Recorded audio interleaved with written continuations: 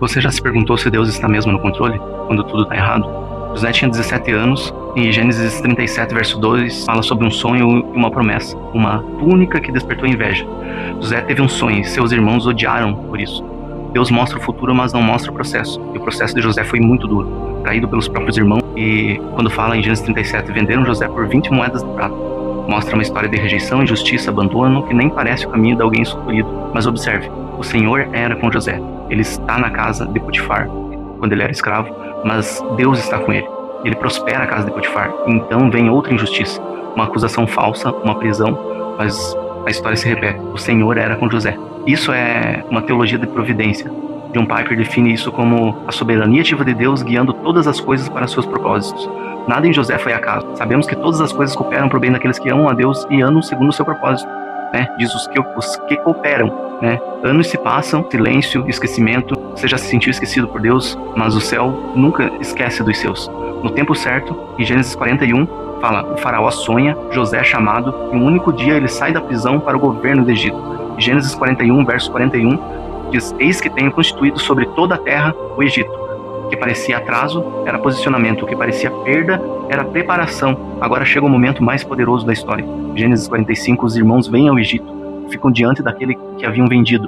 José podia ali se vingar, podia revelar uma mágoa profunda. Não vos entristeçais, porque para a preservação da vida, Deus me enviou adiante de vós. Foi o que José falou. Com essa declaração, vós intentastes o mal contra mim. Foi o que ele disse. Mas Agostinho fala que Deus é tão soberano que até o mal é usado para cumprir os seus propósitos.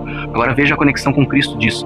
José foi rejeitado pelos irmãos, vendido por prata injustamente, condenado, exaltado depois do sofrimento e tornou-se salvador de muitos do seu povo, de todos do seu povo. José é um tipo de Cristo, mas há uma diferença. José salvou da fome temporária e Cristo vai salvar da fome eterna.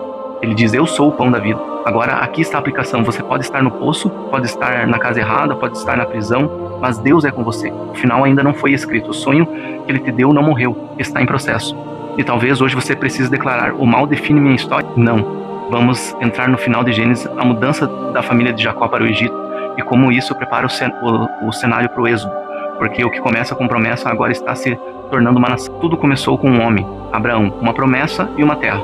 Agora termina em uma família inteira descendo ao Egito. Em Gênesis 46, verso 3, diz: não temas descer ao Egito, porque lá farei de ti uma grande nação. Preste atenção nisso. O Egito não era o destino final, era o processo. E Jacó desce com sua família. Quantas pessoas? 70 pessoas, mais ou menos. A promessa parecia pequena, mas Deus não mede o começo, Ele mede o propósito. Lembra de Gênesis 12? Farei de ti uma grande nação. Agora estamos vendo essa promessa se movendo. Mas aqui está algo profundo. Antes de morrer, Jacó profetiza sobre seus filhos.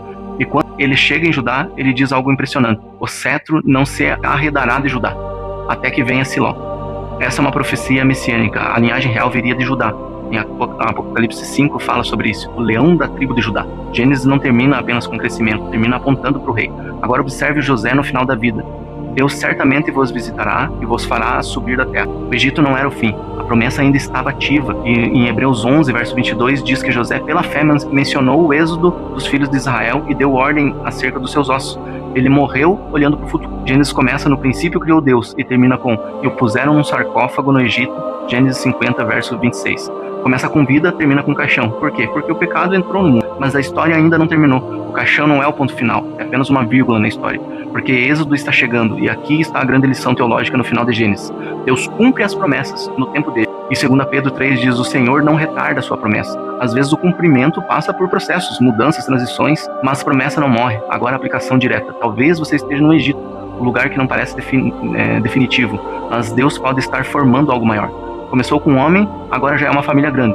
E no próximo livro será uma multidão. E aqui fechamos Gênesis com essas 3 verdades. Primeira, Deus é fiel à aliança. Segunda, a promessa sobrevive às circunstâncias. E terceiro, a história da redenção está avançando. E no próximo vídeo nós vamos começar a ver Êxodo, a escravidão, a libertação, o nascimento oficial de Israel como povo.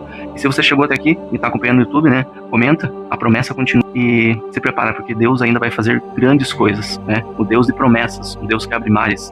E nunca esqueça, somos todos